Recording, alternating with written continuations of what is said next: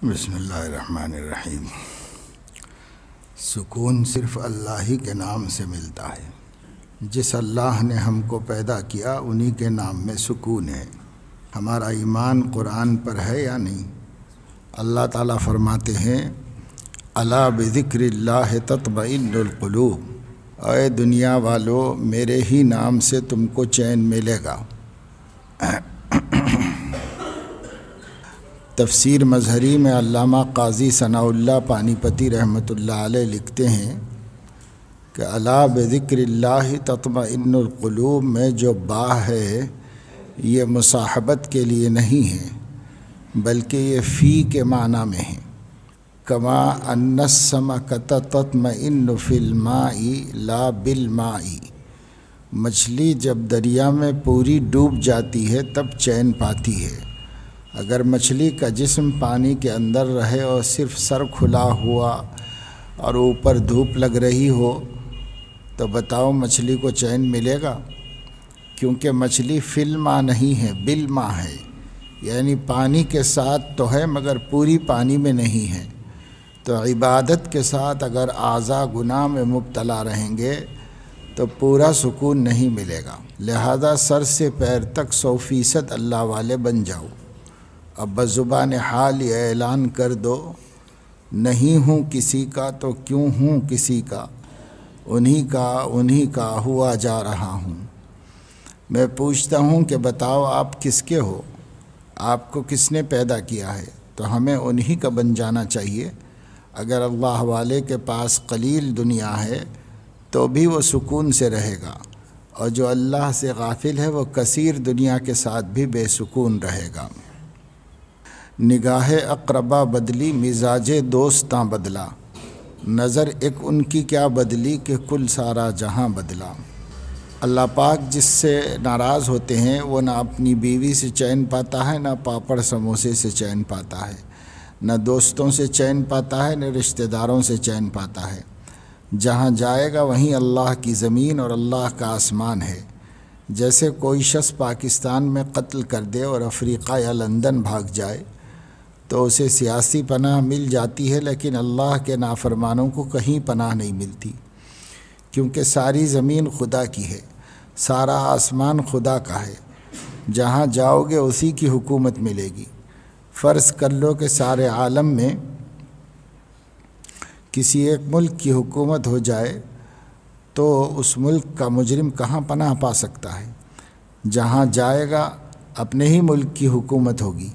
تو جب بندہ اللہ کا نافرمان ہوتا ہے تو جہاں بھی جائے گا اللہ کی حکومت میں ہوگا، اللہ کی گرفت میں ہوگا۔ اس کو خواجہ عزیز الحسن صاحب مجذوب رحمۃ اللہ علیہ نے فرمایا کہ جن سے اللہ ناراض ہوتا ہے سارے عالم میں جہاں جائے گا وہاں پاپڑ کے بجائے جھاپڑ پائے گا۔ ایک بزرگ فرماتے ہیں کہ جب مجھ سے گناہ ہو جاتا ہے تو میری بیوی بھی نافرمان ہو جاتی ہے، گھوڑا بھی نافرمان ہو جاتا ہے، گدھا بھی نافرمان ہو جاتا ہے، میرے سب رشتہ داروں کی نظر بدل جاتی ہے۔ اسی کو خواجہ مجذوب رحمۃ اللہ علیہ نے فرمایا نگاہ اقربا بدلی مزاج دوستاں بدلا، نظر ان کی کیا بدلی کہ کل جہاں بدلا۔ جس سے اللہ ناراض ہوتا ہے اس سے سارے جہاں کی نظر بدل جاتی ہے، اور جس سے اللہ راضی ہوتا ہے سارے جہاں میں جدھر بھی جائے گا سکون سے رہے گا۔ جس سے اللہ راضی ہوتا ہے سارے جہاں بھی جدھر بھی جائے گا سکون سے رہے گا۔ من اتق اللہ عز وجل سارا آمنا فی بلادہ، پڑھتے مت رہو، سنو، صرف دو کام نہیں ہو سکتے ایک ساتھ، ذکر بھی کرتے رہو گے سنتے بھی رہو گے نہیں ہوگا۔ ایک دل اللہ نے دیا، ایک کام میں لگاؤ اس کو۔ سرور عالم صلی اللہ علیہ وسلم فرماتے ہیں کہ جو اللہ سے ڈرتا ہے وہ اللہ کا ولی ہوتا ہے، وہ جہاں بھی جائے گا سکون سے رہے گا۔ اپنے گھر میں ہو، ملک کے اندر ہو یا غیر ملک میں جائے، جہاں جائے گا سکون سے رہے گا، کیونکہ زمین خدا کی ہوگی، آسمان خدا کا ہوگا۔ تو خدا جب ساتھ ہے تو وہ دنیا میں سکون سے کیوں نہ رہے گا؟ وہ مرتے وقت بھی اللہ والوں پر اللہ تعالیٰ کی طرف سے خاص تجلی نازل ہوتی ہے، اور اللہ جنت بھی دکھا دیتا ہے کہ ادھر آؤ جنت کی طرف، پھر وہ خوشی خوشی مرتا ہے۔ چونکہ دنیا اس کے دل میں نہیں ہوتی، مولا دل میں ہوتا ہے، تو مولا والا مولا کے پاس جاتے ہوئے کیوں گھبرائے گا؟ اور جس نے اللہ کو یاد نہیں کیا وہ جب دنیا سے جاتا ہے تو چونکہ دنیا کی محبت گھسی ہوئی ہے اور وہ دیکھتا ہے کہ ہائے آج فارم چھوٹ رہا ہے، اپنے کاروبار کو دیکھتا ہے، مرسیڈیز کو دیکھتا ہے، موبائل کو دیکھتا ہے، موبائل آئل کو بھی دیکھتا ہے، تو ہاتھ ملتا ہے کہ ہائے ساری چیزیں مجھ سے چھوٹ رہی ہیں۔ اور اللہ والے دنیا سے اللہ کے پاس مست و شاداں جاتے ہیں۔ ایک بزرگ کا انتقال ہونے لگا تو فرمایا، خرما روز کزی منزل ویراں بروم، راحت جاں طلبم وز پے جانا بروم۔ وہ وقت کب آئے گا جب میری روح میرے مولا کے پاس جائے گی اور میں اپنے اللہ سے ملوں گا۔ ایک بادشاہ نے کہا کہ میں موت سے بہت ڈرتا ہوں۔ ایک ولی اللہ نے جواب دیا کہ چونکہ آپ نے دنیا کو آباد کیا ہے، شاندار بنگلہ بنایا ہے، شاندار موٹر میں چلتے ہو، شاندار قالین بھی ہے، شاندار صوفے ہیں، دنیا کو آباد کیا اور آخرت کو برباد کیا، تو آبادی سے ویرانے میں جاتے ہوئے دل گھبراتا ہے۔ اگر تم دنیا کو سادہ رکھتے اور اللہ کو خوب یاد کرتے تو تمہاری دنیا تو سادہ رہتی مگر تمہاری آخرت آباد اور رنگین ہو جاتی، پھر تم ویرانے سے آبادی کی طرف جاتے ہوئے مست و شاداں رہتے۔ اور اگر بنگلہ موٹر کار وغیرہ بھی رکھتے ہوں لیکن اللہ کو ناراض نہ کرتے ہوں تو بھی آخرت آباد ہو جاتی ہے اور اللہ تعالیٰ کے پاس خوشی خوشی جاتے ہیں۔ بعض بیوقوف لوگ سمجھتے ہیں کہ اگر میں اللہ والوں کے پاس رہوں گا یا اللہ اللہ کروں گا، اللہ کا نام لوں گا تو میری دنیا چھوٹ جائے گی۔ حالانکہ اللہ والا بننے سے دنیا اور ملتی ہے۔ اللہ والے دنیا میں لگنے کو منع نہیں کرتے۔ خوب دنیا کماؤ مگر اللہ کو نہ بھولو، اللہ کو ناراض نہ کرو، مگر چونکہ اہل علم کا کام دین کو پھیلانا ہے اس وجہ سے وہ دنیا میں زیادہ نہیں لگتے، بقدر ضرورت لگتے ہیں۔ جیسے جب نبی کو نبوت عطا ہوتی ہے تو پھر اس کے لیے جائز نہیں ہوتا کہ وہ کاروبار اور تجارت کرے، اور نبی کا تو بڑا مقام ہے، نبی کے خلیفہ کے لیے بھی جائز نہیں کہ وہ کاروبار کرے۔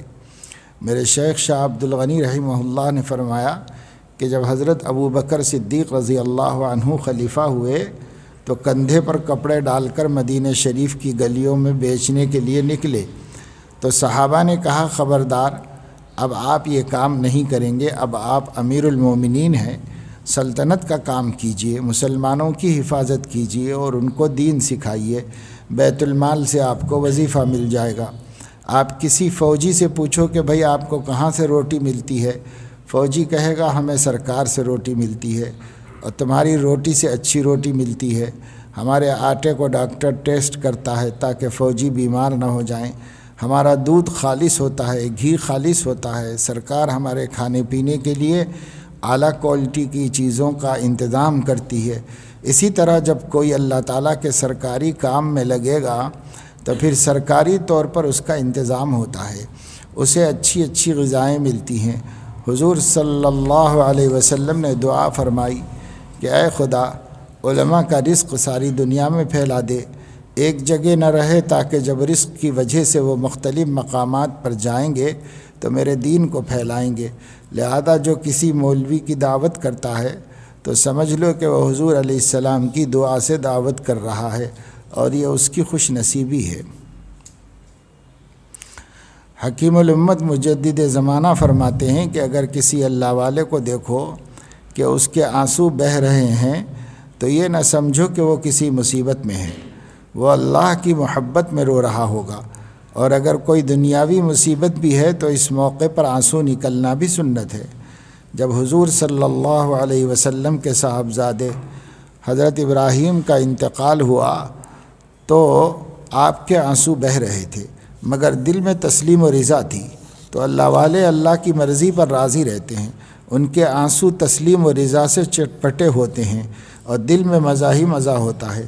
جیسے کوئی چٹپٹا مرچوں والا شامی کباب کھا رہا ہے اور مرچوں سے مزہ بھی لے رہا ہے، سو سو کر رہا ہے، آنکھوں سے پانی بہہ رہا ہے، اور اگر آپ اس سے کہیں کہ بھائی صاحب اگر آپ مصیبت میں ہیں تو یہ کباب مجھے عنایت فرما دیجئے تو وہ کہے گا کہ میاں یہ آنسو مصیبت کے نہیں مزے کے ہیں۔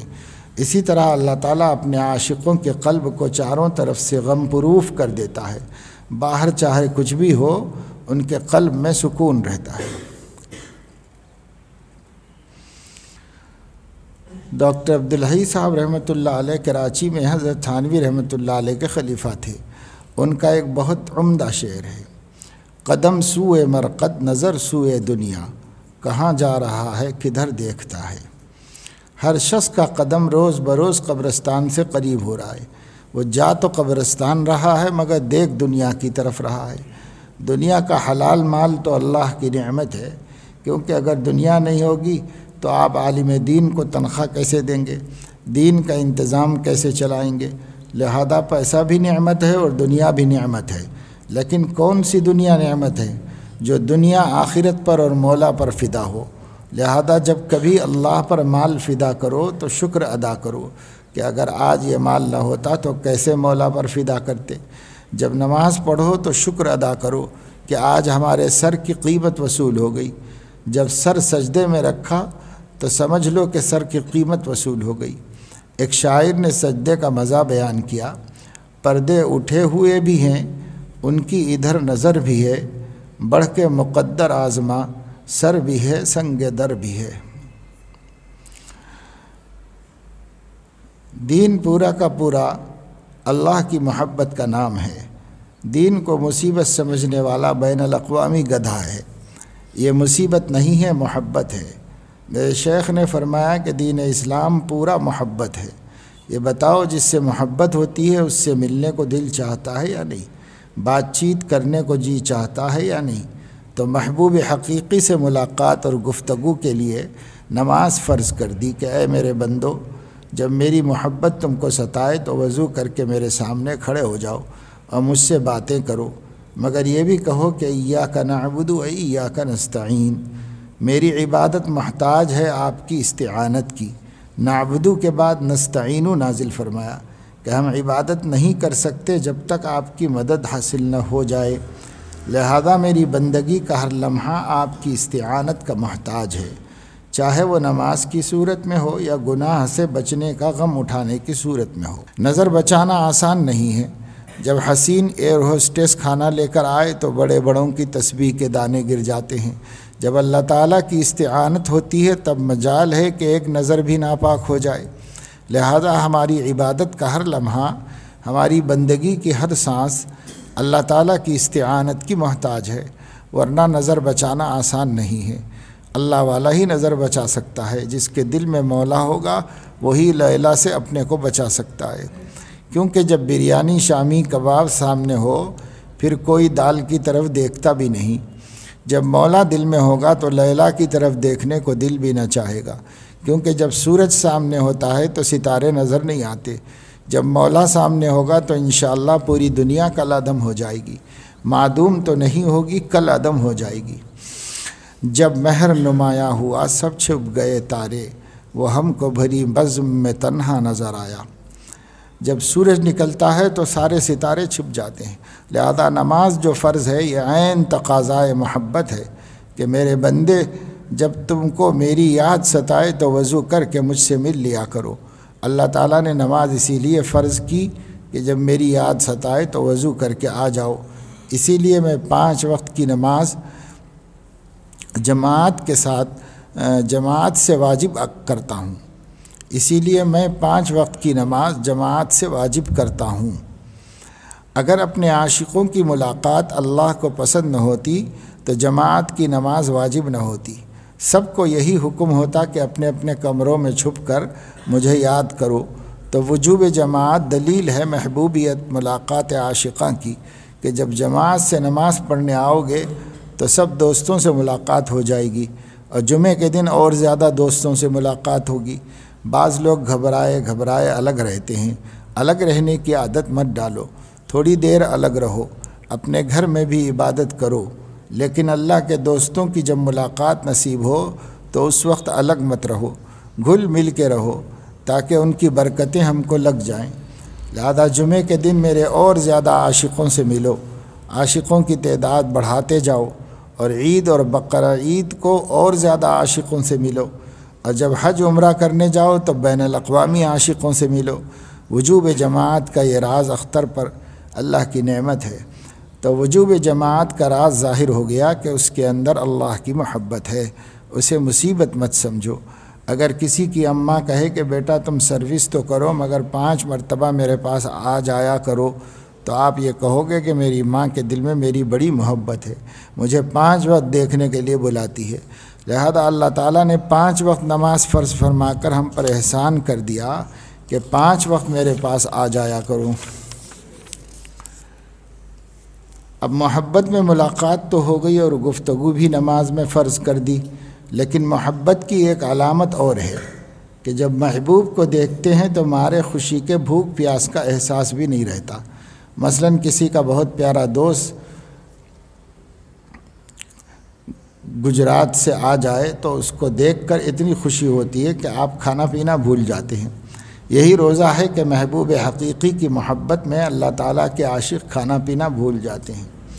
اور یہاں ایک مزاحیہ نکتہ بتاتا ہوں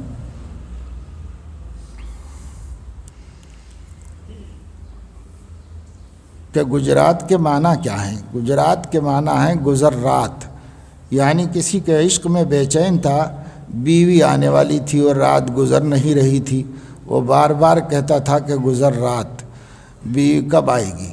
گجراتیوں مجھے دعائیں دو کہ آج میں نے گجرات کے معنی بتا دیے۔ اصل میں جہاں حضرت یہ ملفوظات ارشاد فرما رہے ہیں وہاں رہتے سب گجراتی، ساؤتھ افریقہ میں۔ ایک دفعہ 8-10 دوست تھے، ہم کراچی سے 50 میل دور گئے، وہاں ایک چھوٹا سا دریا تھا۔ صبح فجر کے بعد میری تقریر شروع ہوئی تو 12 بج گئے۔ میں نے پوچھا کہ کسی کو ناشتہ یاد آیا؟ سب نے کہا کہ آج اللہ کا ذکر اس درد محبت سے ہوا ہے کہ ناشتہ یاد ہی نہیں آیا۔ تو معلوم ہوا کہ محبت میں کبھی محبوب کو دیکھ کر آدمی کھانا پینا بھی بھول جاتا ہے۔ جیسے کہتے ہیں کہ بھائی آپ کو دیکھتے ہی میری تو بھوک پیاس ختم ہو گئی، آپ ہی میری غذا، آپ ہی میری روٹی، آپ ہی میرا پانی اور آپ ہی میری چائے ہو۔ اسی لیے اللہ تعالیٰ نے رمضان کا ایک مہینہ رکھ دیا کہ تم محبت کی اس ادا کو بھی حاصل کر لو، مگر دن رات بھوکے پیاسے نہ رہو، سحری اور افطاری میں خوب کھاؤ۔ دیکھو آپ کو حدیث تو معلوم ہو جائے گی کہ افطار کے وقت دعا قبول ہوتی ہے، مگر دعا قبول ہونے کا راز کیا ہے؟ یہ اختر سے سنو گے کہ سخت گرمی ہے، افطاری میں شربت روح افزا میں برف کے ڈلے پڑے ہوئے ہیں اور دہی بڑے بھی ہیں، لیکن کوئی روزے دار ان نعمتوں کی طرف ہاتھ بڑھاتا ہے جب تک کہ اللہ اکبر کی آواز نہ آ جائے۔ تو اللہ تعالیٰ کو یہ ادا پسند آتی ہے کہ دہی بڑے میرے بندوں کے سامنے ہیں، مگر روزے دار کہتا ہے کہ اے دہی بڑے، جب تک یہ آواز نہ آئے کہ اللہ بڑا ہے میں تجھے نہیں کھاؤں گا۔ تو یہ ادائے بندگی اللہ کو پسند آتی ہے کہ شدید پیاس ہے، شربت سامنے ہے مگر میرے بندے بیٹھے ہوئے دیکھ رہے ہیں، منہ میں کچھ نہیں لے جا رہے ہیں، شدید پیاس ہے مگر نہیں پی رہے ہیں، اللہ اکبر کی آواز کا انتظار ہے، تو کیا ایسے منہ کی دعا قبول نہ ہوگی؟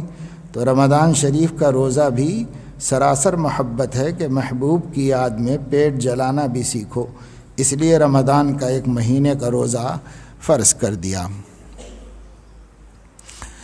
بعض وقت جب عید کا چاند نظر آیا تو بعض دوست میرے پاس آئے کہ ہائے افسوس مبارک مہینہ چلا گیا۔ میں نے کہا کہ سنیے، زیادہ ہائے افسوس مت کرو، ورنہ اگر جبرائیل علیہ السلام نے سفارش کر دی کہ کچھ بندے بڑے افسوس میں ہیں اور ایک مہینے کا روزہ رکھواؤ اور شوال کا بھی روزہ فرض ہو جائے گا تو ظالموں پھر کہو گے کہ اللہ میاں غلطی ہو گئی ہم سے، تو روزوں کا ایک مہینہ ہی رہنے دیجئے۔ اس لیے میں نے کہا کہ جب عید کا چاند نظر آئے تو افسوس مت کرو کہ ہائے اتنا اچھا مہینہ چلا گیا، اب خوشی مناؤ۔ حدیث شریف میں ہے فَإِنَّهَا أَيَّامُ أَكْلٍ وَشُرْبٍ وَبِعَالٍ، عید کا دن خوشی منانے کا دن ہے۔ جب رسول خدا صاحب شرع کہہ رہا ہے کہ خوشی مناؤ تو کون بے وقوف ہے جو غم منائے گا؟ لہذا جب عید کا چاند نظر آئے تو خوشی مناؤ، کیونکہ عید کے معنی خوشی کے ہیں۔ اب بتاؤ ہائے ہائے کرو گے؟ اب کوئی یہ کہے گا کہ ہائے رمضان کا مبارک مہینہ چلا گیا اور کہیں جبرائیل علیہ السلام کو رحم آ گیا اور اللہ میاں سے جا کے کہا آپ کے بندے بڑے غمگین ہیں، لہذا ان کے لیے روزہ کا مہینہ 1 ماہ اور بڑھا دیجئے، پھر اس وقت کیا کہو گے؟ اگرچہ ایسا ہو نہیں سکتا کیونکہ دین 1400 برس پہلے مکمل ہو چکا، یہ سب سمجھانے کے لیے کہہ رہا ہوں۔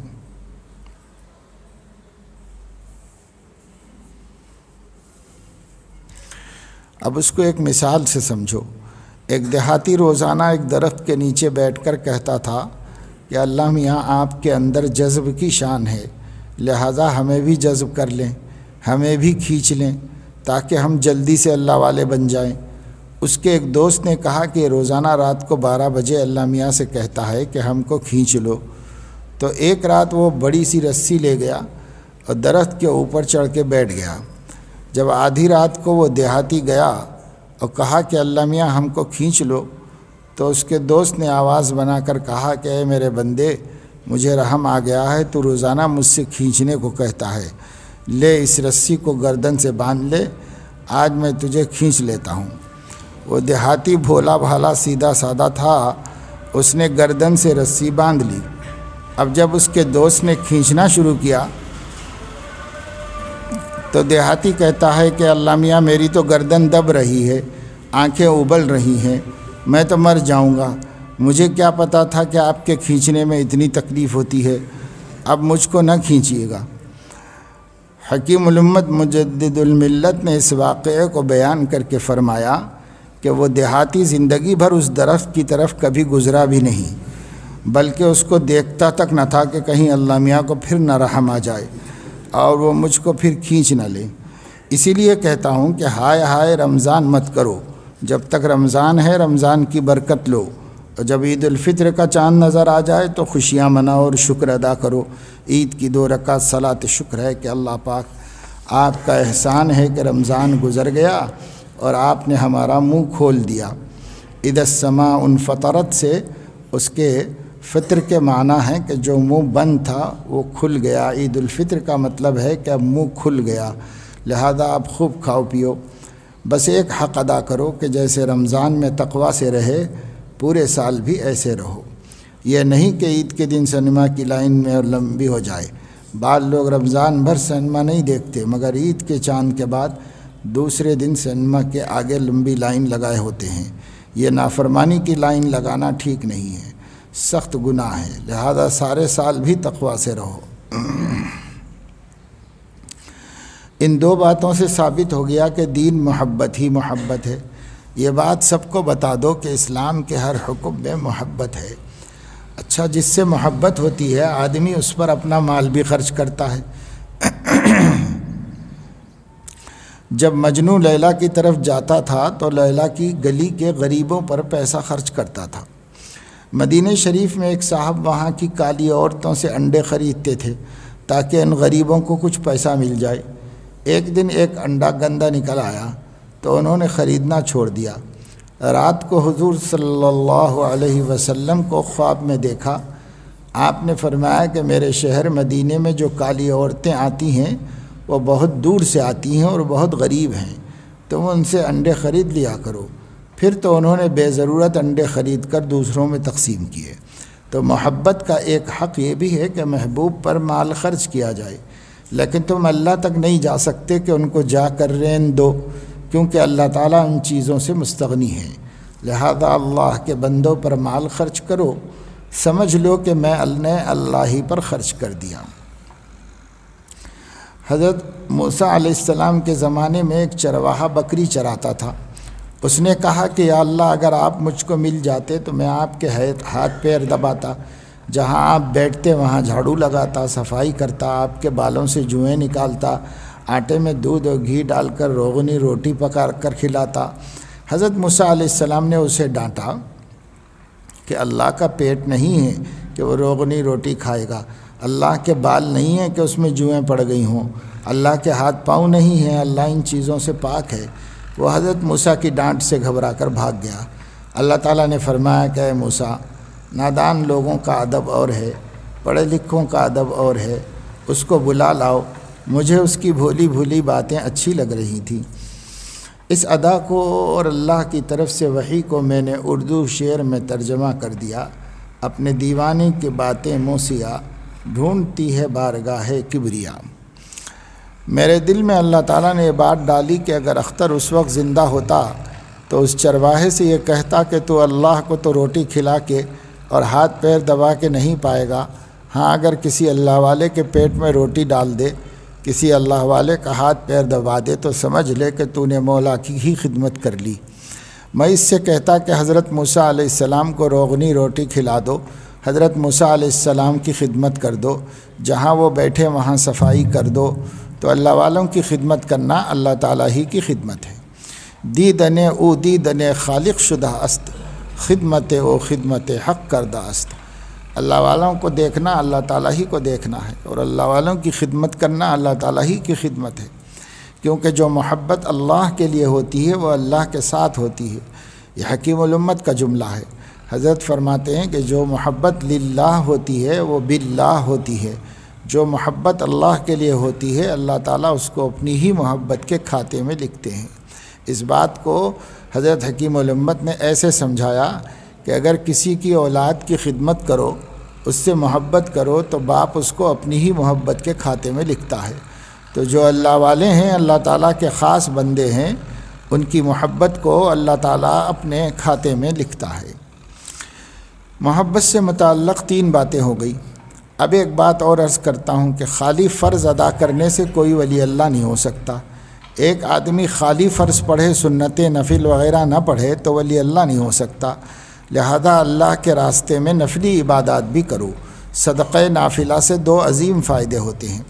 ان الصدقۃ لتطفئ غضب الرب وتدفع عن میتۃ السوء۔ صدقہ اللہ کا غصہ ٹھنڈا کرتا ہے اور بری موت سے بچاتا ہے۔ اسی لیے حدیث شریف میں ہے کہ جب بیماری آئے تو فوراً صدقہ کرو۔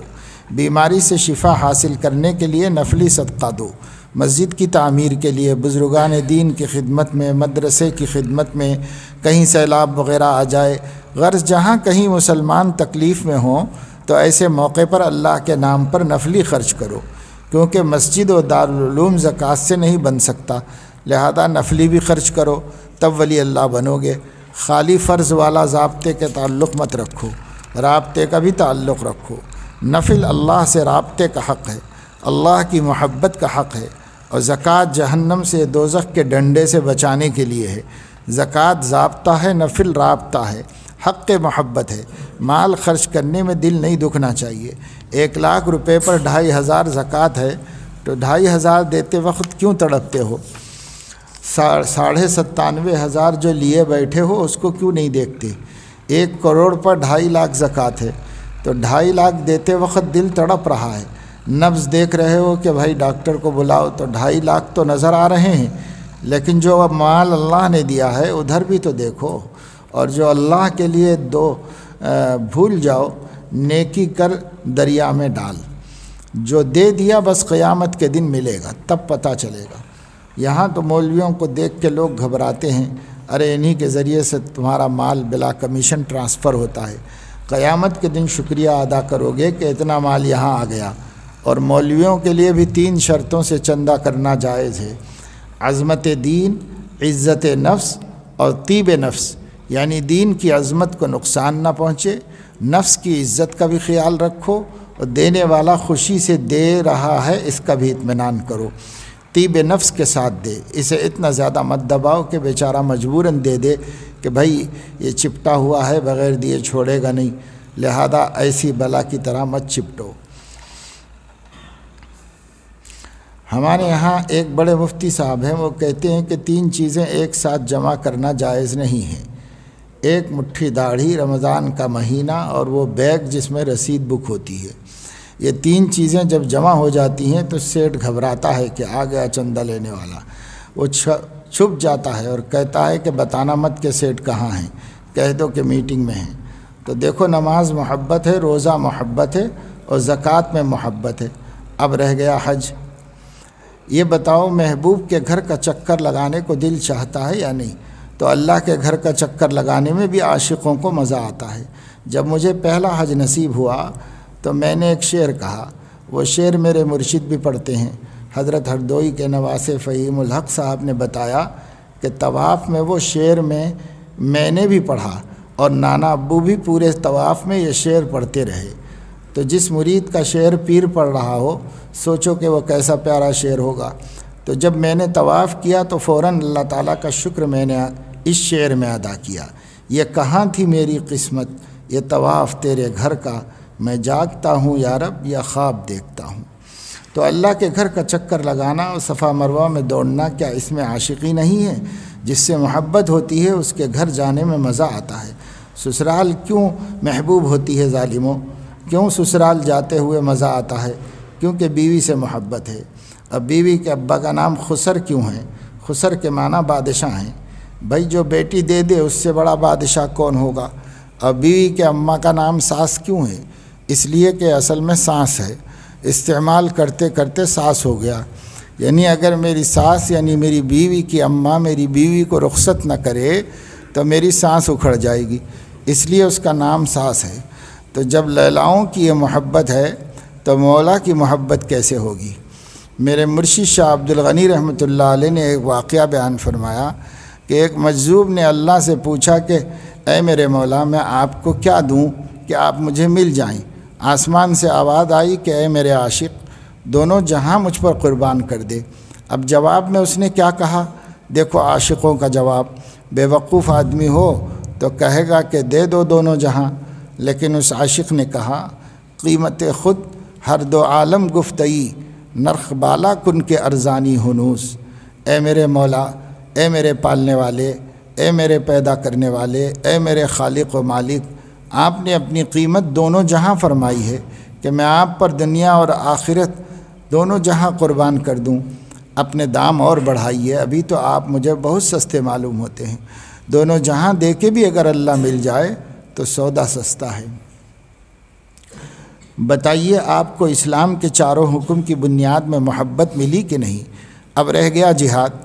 تو یہ جو شاعر عشق مجازی میں جان دینے کی باتیں کرتے ہیں، مثلاً ایک عاشق لیلا کا شعر ہے، نکل جائے دم تیرے قدموں کے نیچے، یہی دل کی حسرت یہی آرزو ہے۔ تو مرنے والوں پر مرنے والوں، جس نے تمہیں زندگی دی ہے اگر اس پر جان فدا ہو جائے تو کیا قسمت کی بات ہے۔ مرنے والوں پر مرنا کوئی کمال نہیں ہے بلکہ اس میں زوال ہے۔ مرنا ہے تو مولا پر مر جاؤ، لہذا جب جہاد فرض ہو جائے تو وہاں اپنا مال بھیج دو جہاں جہاد ہو رہا ہے۔ من جہز غازیا فی سبیل اللہ فقد غزا، جس نے مجاہد کو روٹی پانی وغیرہ سے مدد دی تو وہ بھی جہاد کا ثواب پائے گا۔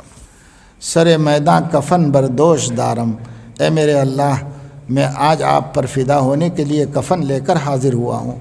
تو جواب میں آسمان سے آواز آتی تھی، بیا مظلوم اکنو در کنارم، اے مظلوم میری آغوش رحمت میں آ جا، یعنی میں تیری شہادت قبول کرتا ہوں، میں تیری قسمت میں شہادت مقدر کر رہا ہوں۔ یہ آواز آسمان سے آئی۔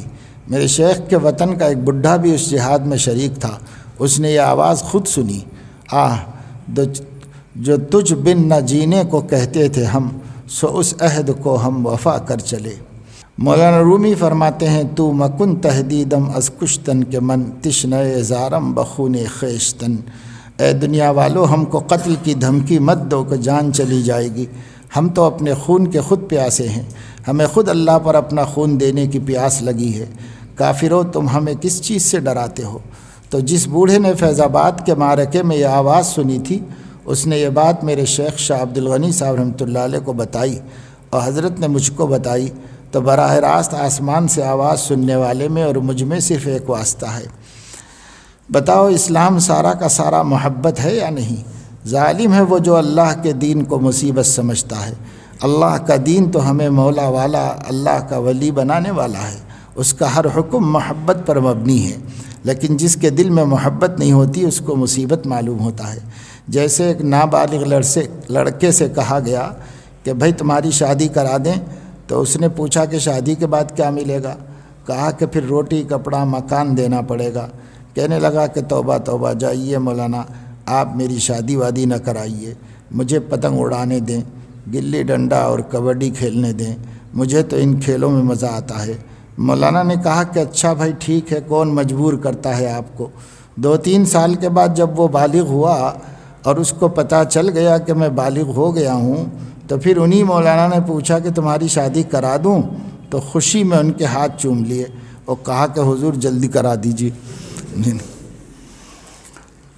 تو خواجہ عزیز الحسن مجذوب رحمۃ اللہ علیہ نے جونپور میں، جو یو پی کا ضلع ہے، حکیم الامت تھانوی رحمۃ اللہ علیہ سے پوچھا کہ جب کوئی ولی ہو جاتا ہے تو کیا اس کو اپنے ولی ہونے کا علم، عطائے نسبت کا علم ہو جاتا ہے کہ آج میں صاحب نسبت ہو گیا، صاحب ولایت ہو گیا، اللہ میرا ہو گیا، میں اللہ کا ہو گیا، دونوں جانب سے اشارے ہو چکے، ہم تمہارے تم ہمارے ہو چکے۔ خواجہ عزیز الحسن مجذوب رحمۃ اللہ علیہ حکیم الامت کے پیارے خلیفہ تھے۔ حکیم الامت نے فرمایا کہ خواجہ صاحب عجیب سوال ہے آپ کا، کوئی ولی اللہ ہو گیا تو کیا اسے پتہ نہیں چلے گا؟ جب آپ بالغ ہوئے تھے تو آپ کو خود پتہ چل گیا تھا یا دوستوں سے پوچھا تھا کہ یارو بتاؤ میں بالغ ہوا کہ نہیں؟ تو جس کی روح بالغ ہوتی ہے، روح اللہ والی ہو جاتی ہے، اسے خود پتہ چل جاتا ہے۔ بعض آمد آب من در جوئے من، بعض آمد شاہ من در کوئے من۔ دریا میں پانی آئے اور دریا کو پتہ نہ چلے کہ میرے دریا میں پانی آ گیا، اور میرا بادشاہ میری گلی میں آ گیا، میرے دل میں مولا آ گیا تو دل کو پتہ نہ چلے گا؟ جب دل میں مولا آتا ہے تو دل کو خود پتہ چل جاتا ہے۔ یہ کون آیا کہ دھیمی پڑ گئی لو شمع محفل کی، پتنگوں کے عوض اڑنے لگیں چنگاریاں دل کی۔ جب دل میں مولا آتا ہے تو آسمان و زمین ایک ہو جاتے ہیں، سورج اور چاند کی روشنی میں لوڈ شیڈنگ محسوس ہونے لگتی ہے، ساری دنیا کی لیلائیں نگاہوں سے گر جاتی ہیں، آدمی سارے دنیا کے سموسے پاپڑ بریانیاں مولا کے سامنے بھول جاتا ہے۔ کہاں خرد ہے، کہاں ہے نظام کار اس کا، یہ پوچھتی ہے تیری نرگ سے خمار آلود، تیرے جلووں کے آگے ہمت شرح و بیاں رکھ دی، زبان بے نگاہ رکھ دی، نگاہ بے زباں رکھ دی۔ جب جنت میں اللہ کا دیدار کریں گے تب جنت کی کوئی نعمت یاد نہیں آئے گی۔ جنت میں ہر ہفتے اللہ کا دیدار ہوگا، تو جتنے جنتی ہیں جب وہ مولا کو دیکھیں گے تو اس وقت ان کو جنت کی کوئی نعمت یاد نہیں آئے گی، کیونکہ اللہ خالق نعمت ہے۔ نعمت اور خالق نعمت میں فرق ہوتا ہے۔ تو حکیم الامت نے فرمایا کہ خواجہ صاحب جب اللہ دل میں آئے گا تو دل خود محسوس کر لے گا، اس دل کی مستی سے تمہارے جسم کی رفتار بدل جائے گی، گفتار بدل جائے گی، کردار بدل جائے گا۔ دیکھو ابا کا ایک ہی بیٹا ہو تو ابا کہتا ہے کہ میرا بیٹا ایسے چلتا ہے اور ایسی بات کرتا ہے، تو اللہ تعالیٰ بھی غایت محبت کی وجہ سے قرآن شریف میں سارے عالم کو اپنے عاشقوں کی چال تک بتا رہے ہیں۔ وَعِبَادُ الرَّحْمَنِ الَّذِينَ يَمْشُونَ عَلَى الْأَرْضِ هَوْنًا وَإِذَا خَاطَبَهُمُ الْجَاهِلُونَ قَالُوا سَلَامًا، کہ میرے عاشق زمین پر عاجزی سے چلتے ہیں اور گفتگو کا انداز یہ ہوتا ہے کہ دفع شر کی بات کرتے ہیں۔ تو معلوم ہوا کہ جب لڑکا بالغ ہو جاتا ہے تو بیوی کی دیکھ بھال، کفالت وغیرہ کو مزیدار سمجھتا ہے، اس سے گھبراتا نہیں ہے۔ تو جب لیلاؤں کا یہ حال ہے تو جس کو دل میں مولا مل جاتا ہے اور وہ اللہ تک پہنچ جاتا ہے تو پھر اس کو نماز، روزہ، حج، زکوٰۃ، جہاد سب آسان ہو جاتا ہے، اور صرف آسان نہیں مزیدار ہو جاتا ہے۔ اللہ تعالیٰ اپنی محبت صادقہ کاملہ نصیب فرمائے اور اپنے دین کی قدر اور اس کی محبت بھی ہمارے دلوں میں بسائے، آمین۔ سبحانک اللہم و بحمدک اشہد ان لا الہ الا انت استغفرک و اتوب الیک۔